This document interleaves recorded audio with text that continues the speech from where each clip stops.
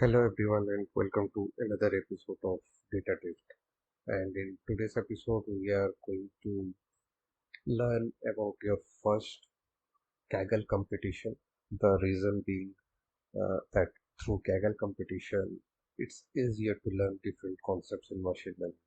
And today's focus will be on natural language processing. The things that we are going to learn today is feature engineering, tokenization, and how to analyze your data. Additionally, we will do model training, that is fine tuning the model on your data and evaluation of your model, and then finally making your submission to a Kaggle competition. So the competition that we are going to look into is this one, natural language processing with disaster tweets. So this is a getting started competition on Kaggle, which means that this competition is focused on beginners. So it is an easy enough competition to get you started with the natural language processing concepts and techniques, and challenging enough to help you learn different techniques and tricks to participate in a kind of competition, as well as learn more about machine learning as a whole. So what this data does is that this data is a collection of tweets, and your goal is to predict whether the tweets are about some disaster or not.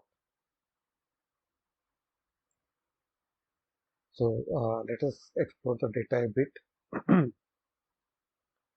The data contains three different files. One is the submission.csv, which is the sample file to show you how you should create your file, which needs to be submitted to the competition. And then there is the train.csv, which is the data on which you are going to train your model. And there is test.csv, which is the data on which you have to make predictions and then submit those predictions to the competition. So we will take both the path for both the CSV files. We will use pandas to read the data, and here is our training data, and here is our test data. Pandas provides a very good method known as describe, which gives a high level glance on what your data looks like. So for example, here we can see that the most commonly occurring keyword is fatality, and the most commonly occurring location is USA. So you can gather some useful information out of this describe method. Before feeding the data, before training on the model on the data, we'll do certain feature engineering so that we can gather as much information and context related to the task in the data. So as you can see, there can be some rows wherein certain columns don't have any data. So what we will do is that we will fill NA on those for those cells.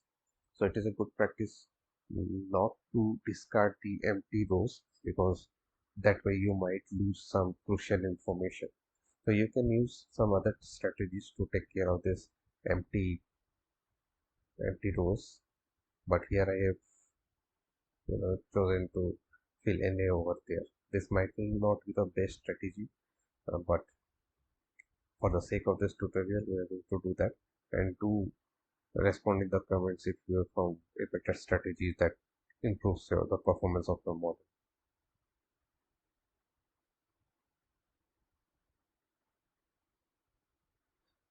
Next, what we are going to do is that we are going to join the different columns into a single column, that is input.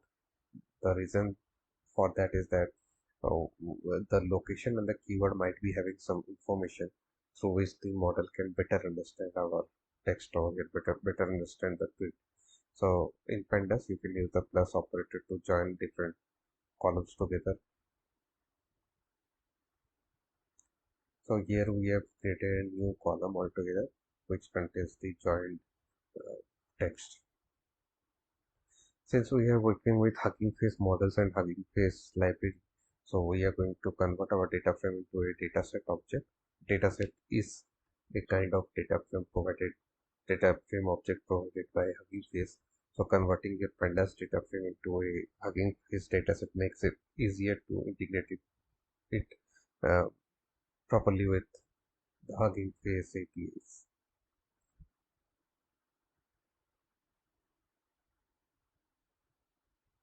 For the sake of this tutorial, I have selected a dbutta v3 small model. So this model is small enough to run quickly and good enough to give you a good level of performance. So now neural networks don't understand text, they understand numbers. So before fitting the data onto the model, we need to break those down into individual words and then convert those into numbers. So so this process of taking a text, breaking that down into individual chunks is known as tokenization, and the conversion of those words into numbers is known as numericalization. So behind the hood, what happens is that you have a text, you take it, you break it down into individual components or words, and then convert. So Hugging Face provides a auto tokenizer API, which pulls down a tokenizer object related to the model that you are using, and you can then use it to convert a text or tokenize a text. So for example, here is an example text, and we have used the tokenizer object to convert it into a list of individual words. So you can see that the beginning of a new word is marked by an underscore. We will create a function that we can use to convert all the text in our data frame into tokens and then numericalize them. I am using the map function over here, which takes my tokenization function and applies it throughout our database. Uh, my apologies, throughout our data set.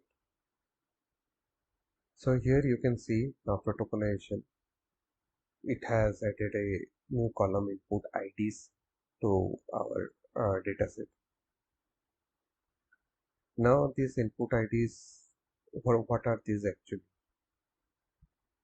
So as I said that each of the words is converted into numbers, and this particular tokenizer object maintains an internal library of all the possible English words, and the way the model would access it through indexes. So each word has a certain index applied to it. So these are the index of the words which um, the model can know that how to fetch that word from the vocabulary. So for example, let us take this text. Here the first word is forest. So the word forest would be there somewhere in the library or the vocabulary of this tokenizer object. And we can access that index like this, like using the vocab. Now next thing that we are going to do Now, next thing that we are going to do is that we are going to split the data into train and test. The reason that we want to do is that we want to prevent certain things which are known as overfitting and underfitting, right? So it so happens that when you train your model and your model has seen all your data points, it will overfit. That is, it will memorize all the data points, and when you are going to do predictions on unseen data, it won't perform well because now the model won't be having a generalized view of, or it won't necessarily recognize the patterns in your data, rather it will memorize the exact text that we don't want. The other problem is that of underfitting. If your model is not trained properly and you don't evaluate it properly, so it won't be able to fit all your data points. It won't be able to learn the pattern of all your data points and it won't perform well. So to prevent this, we divide our uh, data into train and validation set. So what would happen is that uh, when we take your model and train it on the training data or training set, after completion of each cycle of training, the training code will take the validation set and then compare the predictions on this validation set. And if the predictions deviate from the target in the validation set, it would again train the model once more on the training set and so on. It will repeat the process till it gets a good enough score on the validation set, because the validation set is something that is being kept away from the model while training. It is only after the end of each training cycle that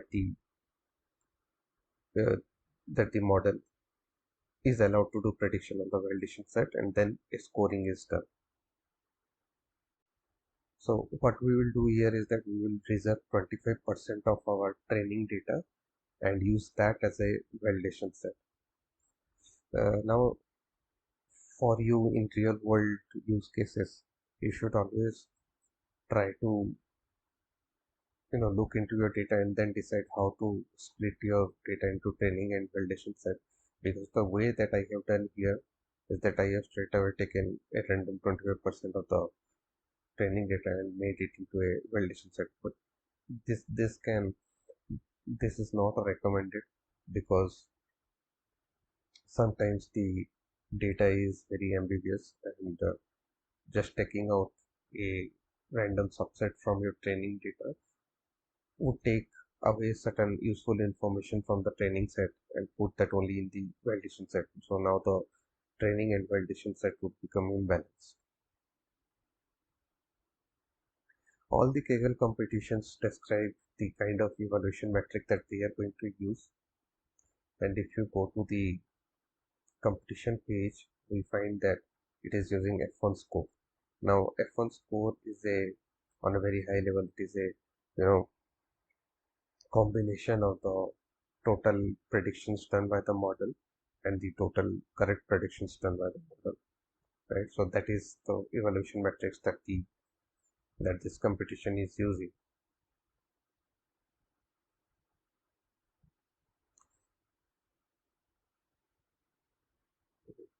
So what we are going to do is that we are going to create a function using the scikit-learn library, which is a popular non-deep learning machine learning library, and we are going to use the F1 score function from over there to create a custom metric function that would calculate the F1 score for our predictions.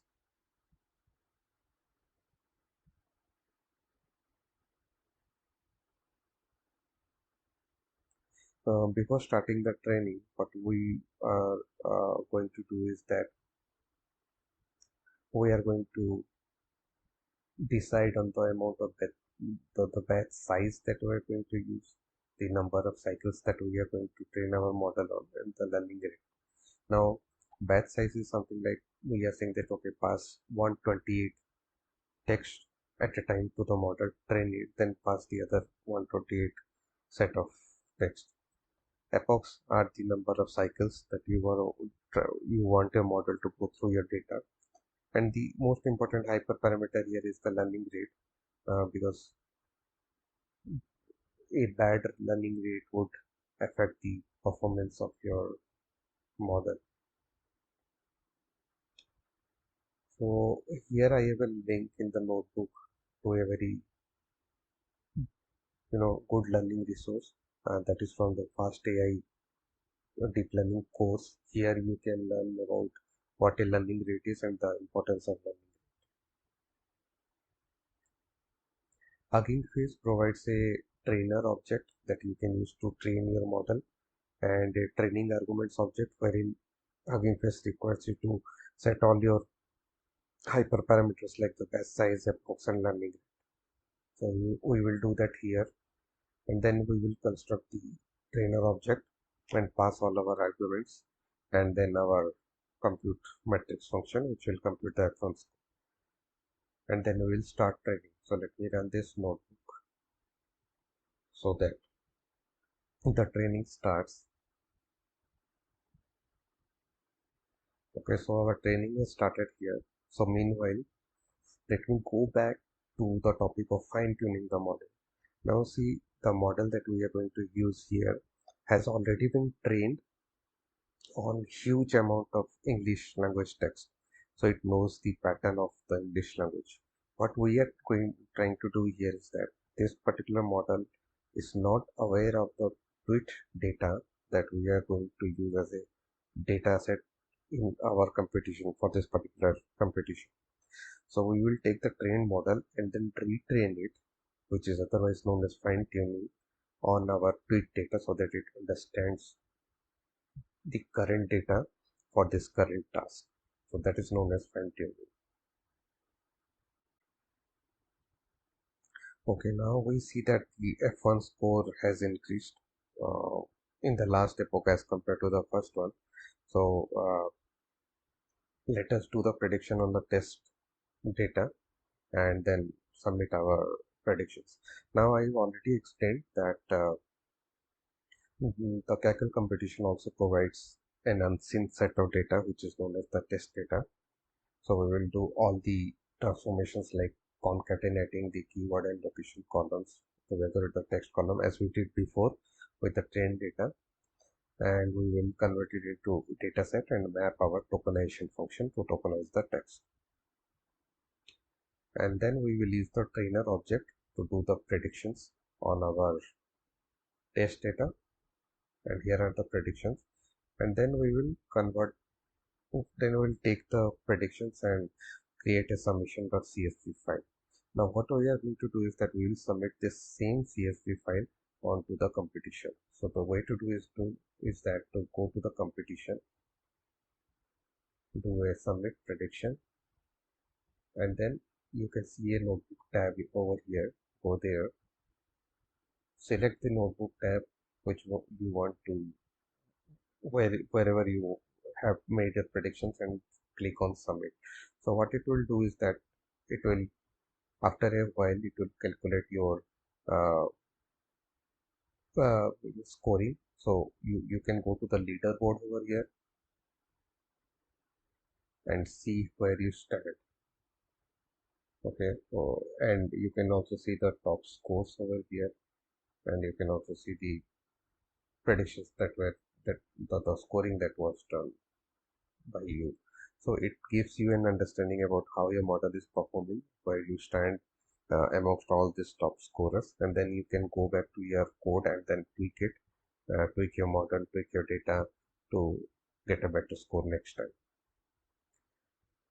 So this way you can, participate in Kaggle competitions and also learn about different machine learning concepts. So uh, this is all about today. This is not a very comprehensive guide to NLP. This was just my way to show you how you can practice your NLP techniques by participating in Kaggle context. So that was all for today. Do like, share, and subscribe, and we'll meet in the next video.